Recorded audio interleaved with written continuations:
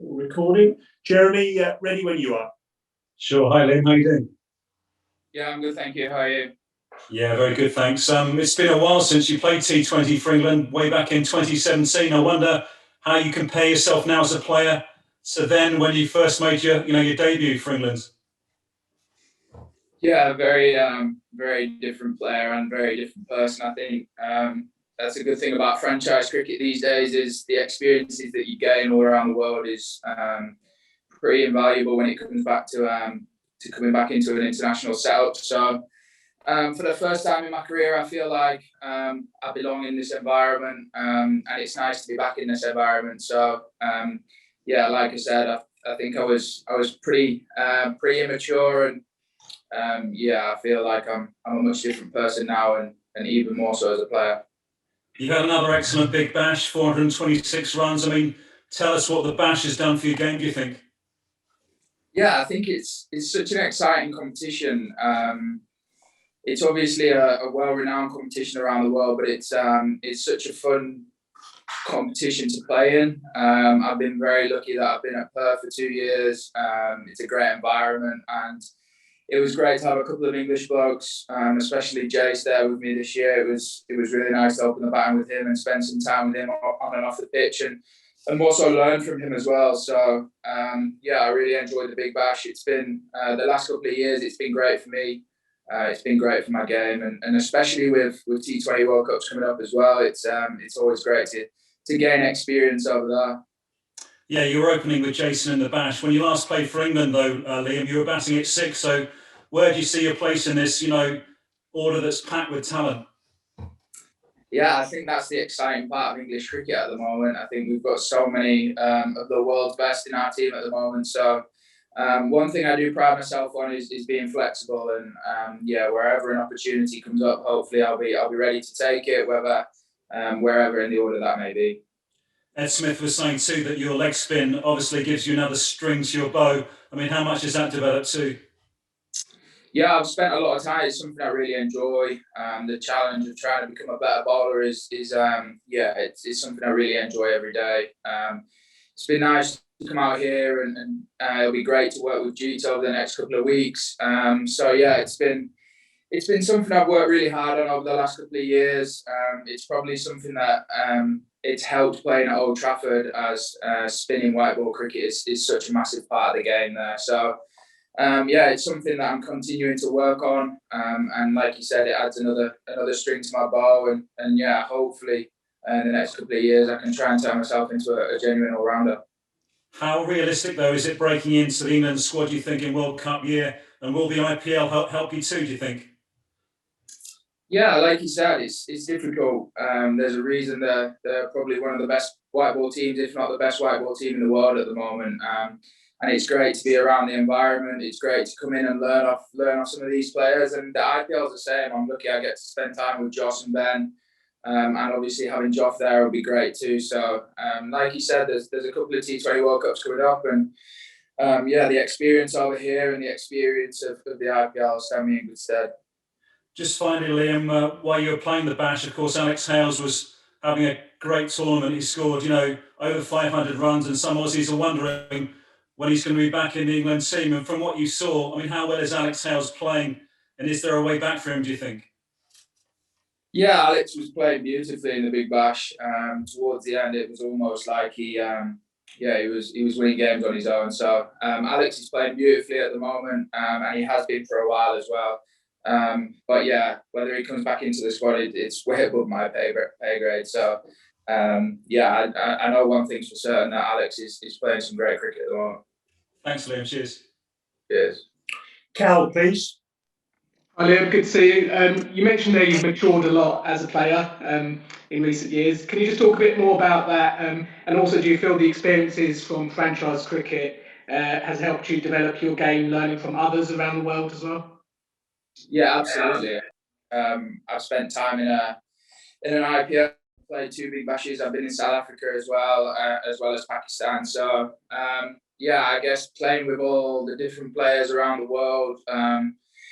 In 3 months, I spent time around Babar Azam, and then straight into the IPL where we had Steve Smith. So being around those players and watching how they go about their stuff, it's yeah, as a young boy as I was then, quite inexperienced. It's great to learn off. So franchise cricket is a great way to learn, especially while you're not playing international cricket. So we're very lucky that we get these opportunities to go and play in these big competitions, and they're great for developing your game and also for developing you as a person.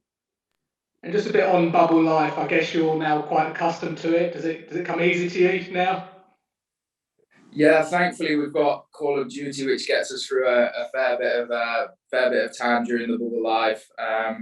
Yeah, I guess it's something that we've become accustomed to. We're in a very privileged position where still being able to travel the world doing our job and playing the game that we love. So yeah, it's obviously it gets difficult at times.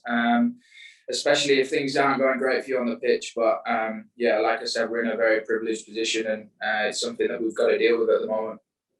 And just a final one for me. Obviously, after the disappointment of the Test series, do you feel England as a side have a point to prove and end this tour with 2 wins in the limited over series? I think it's a different squad. We've got a really different group of players, and I think it's great for the lads that have been involved in the Test. They've obviously got fresh people around them that have brought energy to the group. So yeah, we know we've played some great white ball cricket over the last couple of years, and I'm sure we're looking to continue that throughout the next couple of series. Cheers, nice one. Cheers. Scott Taylor, please. Hey Liam, Joss was speaking yesterday and said this was probably the last time that England would have a full-strength T20 side available before the World Cup. So just how important is it to have these 5 T20s in the country where the World Cup will be played later this year? Yeah, massively important. I think it gives us great experience. It gives us a chance to work out the pitches. The stadium's obviously new, so it'll be great to see how this goes. But yeah, like he said yesterday, we've got a pretty much full strength side. So against probably one of the best teams in the world. So it'll be a great test for us. And yeah, especially with the T20 World Cup coming up in India, it'll be a great experience. Does that add any pressure on you guys, knowing you have that full strength side for this series? Because there's been a lot of talk about the rest and rotation policy, of course. I think there's always pressure. It's an international series. I just think it's a great experience. It's not only on the field, but off the field, getting used to the environment, and on the field, getting used to the pitches and what life's going to be like in the T20 World Cup in a couple of months' time. So I think that the experience we're going to gain over the next couple of weeks will be invaluable come T20 World Cup time. And you spoke about learning from the great players in franchise cricket. Just how much did you learn off the likes of Babar Azam, as you mentioned earlier? Yeah, loads. I guess just being able to train alongside them, to watch them at training, to travel to games on the same bus as these lads, being able to sit at dinner and chat cricket, and just learn how they go about things on and off the field. It's I guess it's an experience we probably wouldn't have got 10 years ago. So as a pretty inexperienced cricketer, it's been pretty cool to be able to spend time with these guys. And that's another thing with the IPL, you get to spend an extended period with the likes of Joss and Ben, and it'll be great for me to learn off them as well as what I can do in this series coming up. So I guess that's the great thing about franchise cricket is the amount of different people you play with and that you're able to learn from. Just finally for me, you mentioned the IPL there. Was there ever a temptation, given the rest and rotation and given you average over 40 in first class cricket, to give the IPL a miss this year, get some runs in red ball cricket at the start of the season and potentially throw your hat into the ring for the Test cricket in the summer? Absolutely. It was a difficult decision for me this year. I made the decision last year. I had the same sort of, I was in the same situation. I wanted to try and play some red ball cricket. Obviously, things changed very quickly with COVID. And I sat down and had the same sort of conversation this year about what I wanted to do. But ultimately, there's 2 T20 World Cups coming up. I want to try and be in the squad for them. So I guess the best way for me to do that is maybe get an opportunity in the IPL and see what I can do in there. So, like I said, it's a difficult decision. There's probably no right or wrong decision. I still want to play all 3 formats for England, and it's it's pretty difficult to balance all three of them at the moment. But yeah, like I said, I had a difficult decision to make, and hopefully I've made the right one. Perfect. Good luck. Thank you. Rory Dollard, please. Hi, Liam. Looking back at what you said there about feeling maybe like you were maybe less mature when you first played for England, or you were younger. Thinking about those couple of innings, it did strike at the time that maybe you weren't sort of putting your best foot forward. Maybe you were a bit daunted. I just wonder how motivated you are to put that right, really, and leave your true mark on international cricket. Yeah, I said in the 3 or 4 years since I made my debut, I was probably in the worst place cricket-wise I could have been in when I played them couple of games. I tried to make a change in my technique 2 or 3 weeks before, and it completely didn't work for me. And I think ultimately, looking back, it was a really steep learning curve for me. And I guess it probably did me some good in the next couple of years. It sort of gave me a kick up the backside and made me work harder. And yeah, like I said, I'm a completely different person now, a completely different player. I'm really confident in my game at the moment, and it's nice to be back in this environment and feel like I belong here. So yeah, like I said, if I get an opportunity, I'm sure things will be much different this time around. And in terms of sort of stepping up to pressure and stuff like that, I imagine being an overseas pro in Australia, that's about as tough as it gets, because they're not going to give you an easy ride over there if you're not performing. Yeah, that's, like I said before, that's the reason we played these franchise competitions. Playing in an IPL in front of 60,000 people, I've just played in a Big Bash final. These are the pressure moments that you start to become used to, and I guess we're kind of lucky we get Roses games in England, which are pretty much close to international cricket. But yeah, playing in a Big Bash final, I guess, is as close as we'll get around the world to international cricket. So yeah, it's the reason we play these competitions, and it's that experience that we go and we want to gain. And yeah, hopefully that'll stand me in good stead when it comes to international cricket. Cheers, good luck. Thank you. 2 more now, please. John Etheridge and Andrew Miller.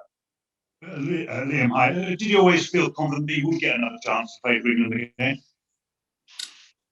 Oh, I think after my what is going on? I think after my first experience, yeah, I guess I just wanted to get back to enjoying my cricket. I grew up as a kid, really enjoying playing. I loved entertaining and loved playing cricket. And I guess maybe for a couple of months after that, I tried to put too much pressure on myself. And I guess over the last couple of years, I've got back to really enjoying my cricket. So yeah, I always hoped that this opportunity would come around again. I've always had belief in my ability. I knew I had different things to work on, and hopefully I've done them over the last couple of years, and I feel in a much better place now. So yeah, hopefully if the opportunity comes around, I'll be in a much better place to take it.